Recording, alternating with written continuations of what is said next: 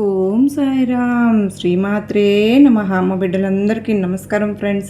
ఎలా ఉన్నారండి? ఏం చేస్తున్నారు? అందరూ బాగున్నారు కదా? మన అమ్మ దైవాలను అందరూ బాగున్నారని మనస్ఫూర్తిగా అమ్మవారిని కోరుకుంటూ ఈరోజు అమ్మవారి సందేశం ఏంటి అంటే కనుక, బిడ్డ నువ్వు ఈరోజు తొందరపడి గనక ఈ సందేశాన్ని తోసేసావు అంటే నువ్వు మనస్ఫూర్తిగా వినడం అయితే స్టార్ట్ చేయమ్మా.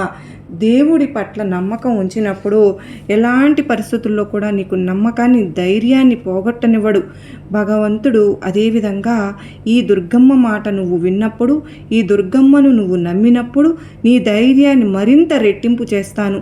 తోటి వారిలో ఉన్న మంచిని మాత్రమే చూడు, వారిలో ఉన్న చెడు లక్షణాలను అస్సలు పట్టించుకోవద్దమ్మా. నీకు మంచిగా ఉన్నామా, నీ మనసుకు మంచిగా ఉన్నామా లేదా అనేది మాత్రమే నువ్వు గమనించుకో. మనసు నిన్ను పరీక్షించుకుంటూ, సమీక్షించుకుంటూ సన్మార్గంలో సాగిపోవాలి తప్పితే ఇతరుల మీద నిందలు వేయడం ఇవన్నీ నువ్వు అసలు చేయనేకూడదు. భగవంతుని నువ్వు పిలిస్తే నీ వద్దకు రావాలి అంటే మొదటిగా నీలో చాలా గట్టి విశ్వాసం అనేది ఉండాలి. అప్పుడేనమ్మా భగవంతుడు నీకు దగ్గరవుతాడు. పండగలకో, పబ్బాలకో, తీర్థయాత్రలకో ఏ పరిస్థితుల్లోనూ కూడా నువ్వు నీ దుర్గమ్మను మర్చిపోకుండా ఎప్పుడు కూడా ఏ భక్తునికి భగవంతుడు అప్పులు చేసి మాత్రం వెళ్ళమని చెప్పలేదమ్మా. అదేవిధంగా నీ దుర్గమ్మ కూడా విజయవాడ దుర్గమ్మ తల్లి దగ్గరికి అప్పు చేసి నా దర్శనానికి రమ్మని ఎప్పుడు చెప్పలేదు. ఈ విషయం నేను నీకు ఎప్పుడో చెప్తూనే ఉన్నాను. ఎప్పుడో అంటే నువ్వు దుర్గమ్మ అని పిలిస్తే నేను పలకట్లేదా? నీ వెంటే ఉండి నీ కష్టాన్ని దూరం చేయడం లేదా? అలా నా దర్శనం చేసుకోవాలి అంటే నీ దగ్గరలో ఉన్న నీ దుర్గమ్మ గుడికి వెళ్ళు. ఎక్కడ చూసినా నువ్వు నన్నే కదమ్మా, ఎక్కడైనా నా రూపమే కదా తల్లి. అందులో నీకు కావాలా అంటే నువ్వు నీ మనసుని, నీ ఇంటిని కష్టపెట్టుకుని నన్ను పూజించమని నేను ఎప్పుడైనా చెప్పానా? భక్తితో నా నామాన్ని పఠిస్తే చాలు తల్లి, నా దర్శనం అయితే చాలు. ఎక్కడున్నా నువ్వు పిలిస్తే నేను తప్పకుండా పలుకుతాను. నువ్వు ఎన్నో లేని రాత్రులు గడుపుతూ ఉన్నావు. నీ కష్టాలన్నీ తొలగించమని ఈ దుర్గమ్మ స్మరణ చేస్తూ బతికేస్తున్నావు, కానీ ఎప్పుడూ కూడా నీ కష్టాలు తొలగలేదని బాధపడుతూ నన్ను ప్రశ్నిస్తూ ఉన్నావు కదూ.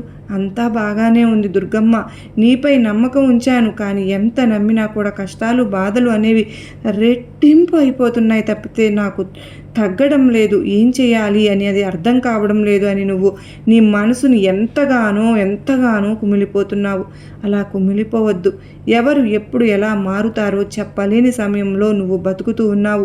అలాంటప్పుడు నీకు ఈ కష్టకాలం రావడానికి ఎన్నో పరిస్థితులు కారణం అయ్యి ఉండవచ్చు కదా, కానీ వాటిని ఎదుర్కొని మనోధైర్యం అనేది నేను నీకు కల్పిస్తాను కదా. కల్మషం అనేది నీకు తెలియదు. ఎప్పుడైనా సరే నీకు హాని జరగనిస్తానా?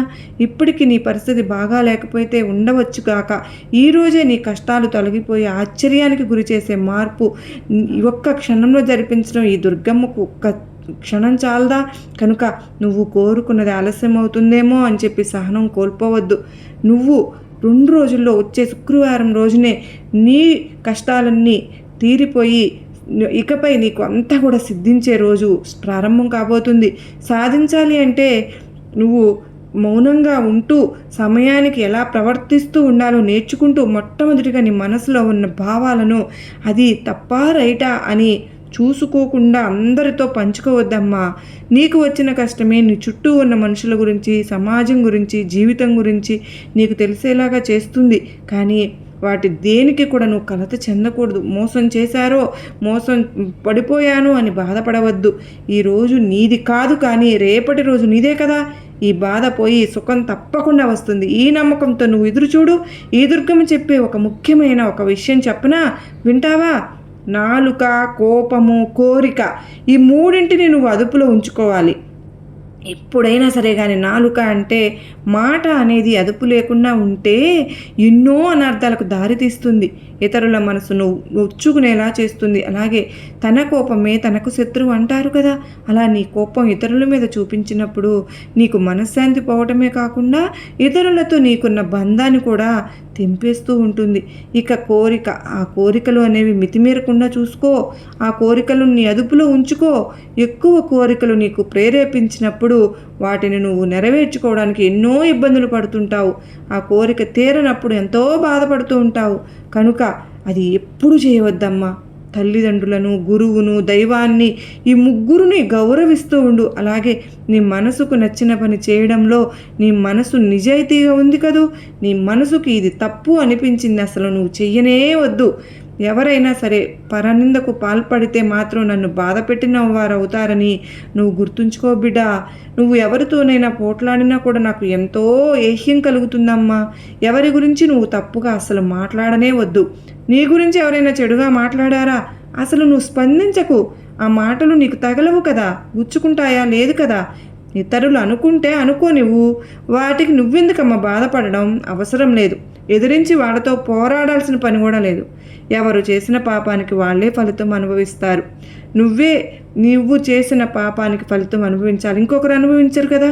అదే ఇతరులకు కష్టపెట్టినా కూడా ఆ పాపం అనేది తప్పకుండా అనుభవించవలసి ఉంటుంది. కనుక మనసుతో కానీ, నోటితో కానీ, చేతలతో కానీ ఎవరి మనసు కూడా నువ్వు ఎప్పుడు కూడా నొప్పించొద్దు.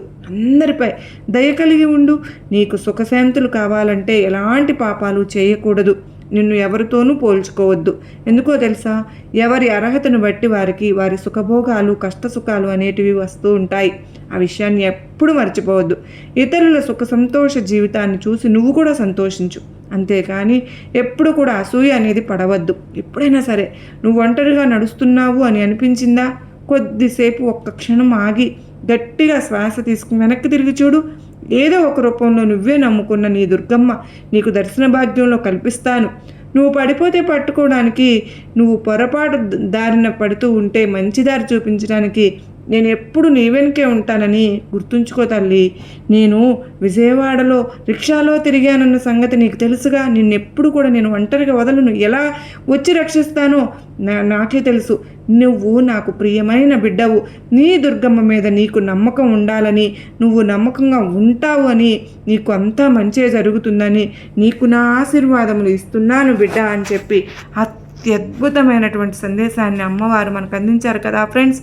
ఈ పడుకునేటప్పుడు అమ్మవారిని తలుచుకుని శ్రీమాత్రే నమః అని అనుకుంటూ అమ్మవారు ఏదైతే చెప్పారో ఆ బాటలో నడవడానికైతే ప్రయత్నం చేయండి.